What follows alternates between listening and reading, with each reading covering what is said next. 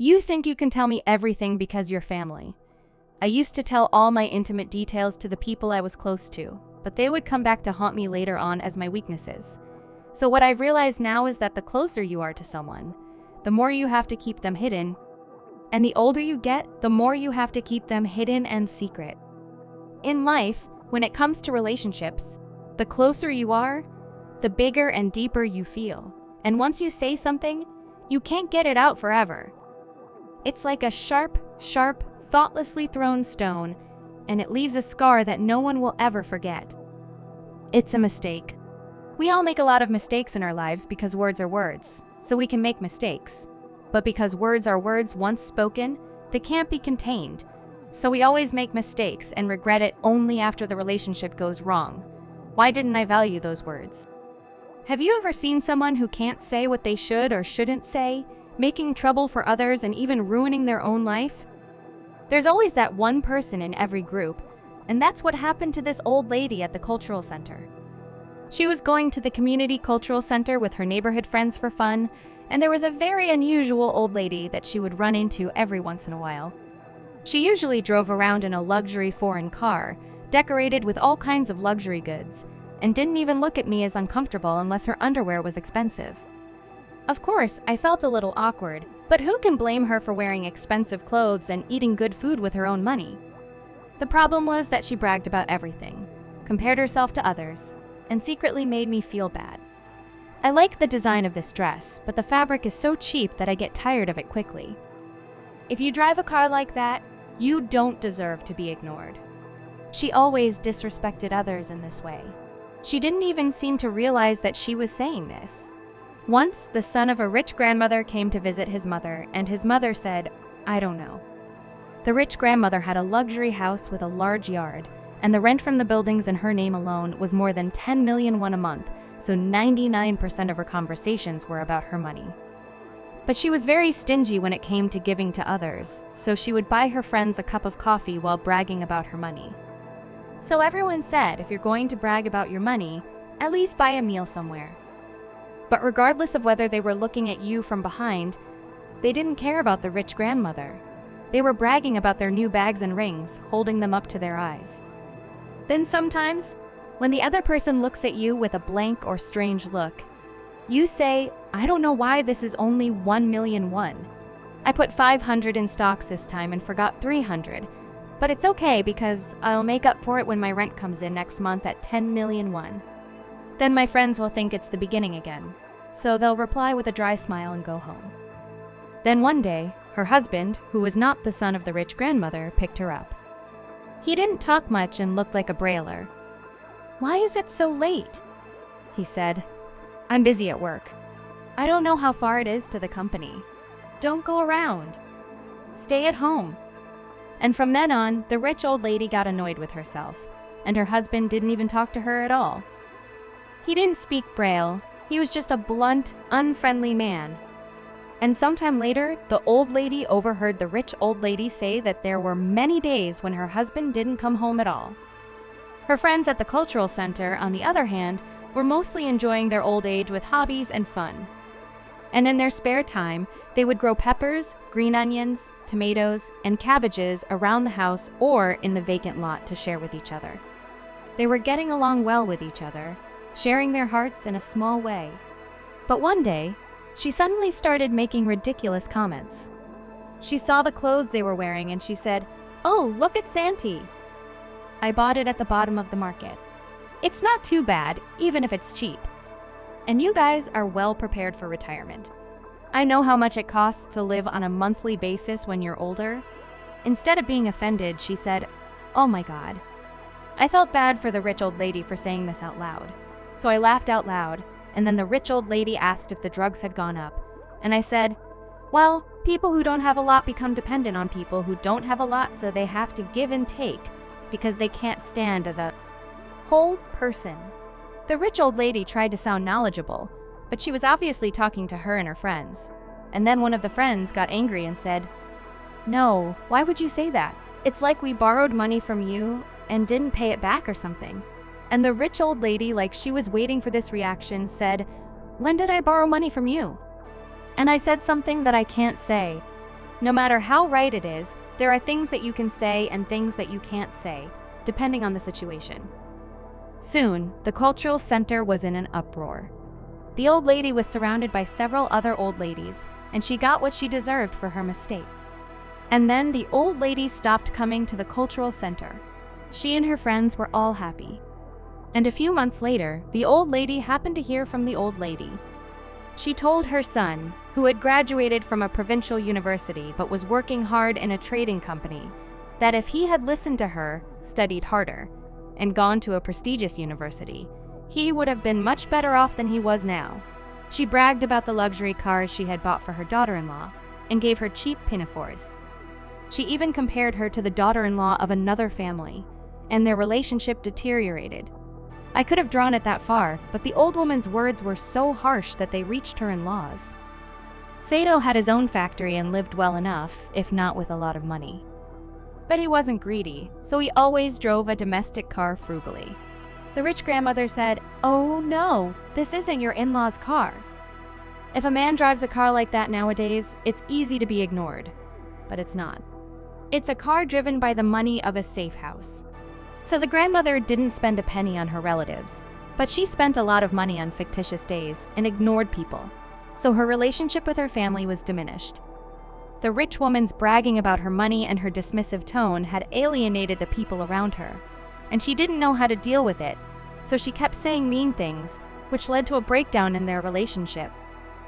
When she heard what was going on behind her back, she decided that her life was 100 times better than her friend's life, which was full of money because she could plant and grow vegetables on a small piece of land and share them with her friends and children. I don't want to waste the precious life I might have left by chasing after money in our lives.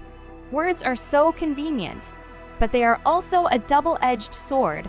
A mistake is like a glass that slips out of your hand and breaks. While you're trying to pass it on to a family member or friend, it shatters into tiny pieces and scatters everywhere. It bounces off the other person's body and hurts them, so I try to apologize. But it's too late. So, have you ever tried not speaking at all to reduce the number of mistakes you make, only to have your resolve crumble after a few days? It's also been said that words are a printout of the mind, so if you manage your mind well, your words will come out well, so you should keep your mind clean and squeaky clean. But our minds are like mirrors or glass windows, and we can't see or touch them, so we don't know how to clean them. So sometimes we say things we don't mean in our hearts, causing unforgettable hurt to people close to us. My sister, an acquaintance of mine, was born as the eldest of 3 siblings and helped her mother in the kitchen from the age of 7. And in the winter, when it was scary to harvest in the fall, she would leave the house at dawn, cross 2 mountains, go to the dock to the raft, dig clams and oysters all day, and get paid 10,000 won in the evening. That's how she raised her 3 siblings. She hated poverty, so she studied hard and got into a good high school in the city, and 3 years later, she got into a prestigious university. And ever since she was a child, every Chuseok, she would save her pocket money. She saved every penny she got from the Chinese New Year. She used it to pay for her college tuition. But on her graduation day, she got mad at her mom. For the first time in her life, she yelled at her mom. "Did I ever ask you to come with me when and where? How can you not come to the graduation clock? I'm your child. If you're going to be like this, why did you give birth to me? You'd be better off being a maid in this house." But her mom, who was expecting to be angry, just stood there and didn't say a word. And when she saw her mom's eyes filled with tears, all she could see was her sister, apologizing for being sorry. She regretted it. She regretted that she had said those few words that had set her up for life. She regretted that she had put her daughter through so much trouble. She regretted that she hadn't been able to help her daughter get into college because she didn't know how the world worked. She was sorry that she hadn't been able to help her daughter with her entrance exams. And she was sorry that she hadn't been able to go to the graduation ceremony because she was afraid that she, a country bumpkin, would show up and defeat her daughter, so she was so sure that she had to say something, and then she saw the tears in her mother's eyes that said, "Blame me, hate me, hate me." Do you ever go through a day like this? On the quiet drive home or lying down to sleep and wondering what I've been talking about all day? I used to lie down to sleep and think about my words and actions before I fell asleep and regretted them so much. I used to think about the words I'd said, and the looks I'd worn without thinking. The useless words I'd spilled throughout the day were hanging loose like untied shoelaces. So sometimes I stepped on them and I fell, and I woke up hot and bothered, and I said to myself, I won't do that tomorrow. I won't do that tomorrow. I won't do it tomorrow, but there weren't many mornings where I didn't do that. There's no other mistake in our lives that can bring down a tower like this one, but there's no other mistake that's as easy to make as this one. We can't go through life without saying something, and we can't go through life without saying something. In this era of self-avoidance, where various people live in various ways, I don't think it's a big deal to brag a little about myself and talk a little about others if I can raise my self-esteem with a little bragging and talk a little with a little chatter. What else is more fun than my bragging?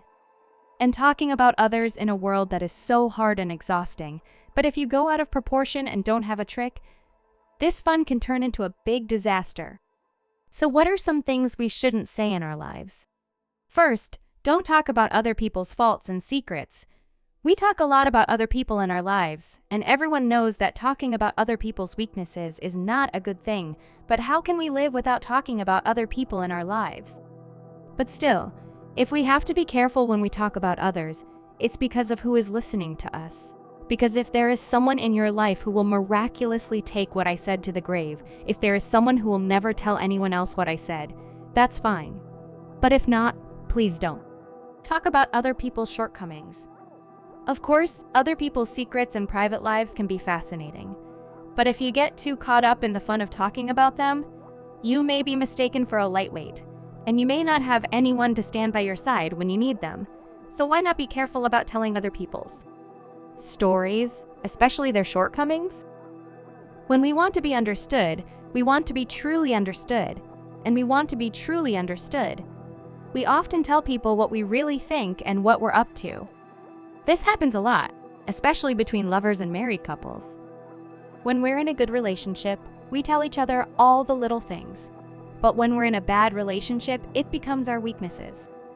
But have you ever had a situation where your honesty turned out to be your weakness? As lovers and couples, there are many areas of conflict in our relationships that we have to work through, and it can't be all good feelings. When those feelings are running high, we hurt each other, and we pick the places where it hurts the most. But the hurt you feel can be unimaginably deeper, and then the clash isn't just a tune-up for the relationship. It's a scar that lasts a lifetime, and the relationship can become irreparable. So instead of spilling your guts because you want someone to share everything with, or because you're a little frustrated and lonely, why don't you fold up the precious parts of your life and hide them in the back of your mind, unhappiness or happiness? So why don't we cherish and respect our own lives, because they are all precious, and we shouldn't show off. The third thing that young people say nowadays is that what I buy with my own money and show off. What's wrong with that? I show my life as it is without pretense. I think they just want to find a logic to rationalize it. And it's understandable because there's a lot of things they haven't done yet, and a lot of things they haven't had. Moreover, it's a world of need, both materially and emotionally. So it's natural to want to feel a sense of self-esteem and superiority, even with money, without being judged. But humans have a tendency to look down on others just because they have more than you. It's a hurtful existence, so even if everyone is clapping in front of you, they're not really doing it. And most people are struggling to survive every day. Most people are struggling to survive and struggling to survive. There are people who lost money when they invested at the recommendation of a friend, and there are people who lost their retirement money to their son's business and lost everything. So for some people, bragging about your money is worse than 100 words of abuse. Also, if you brag about your money, you may encounter people here and there who say they're sorry.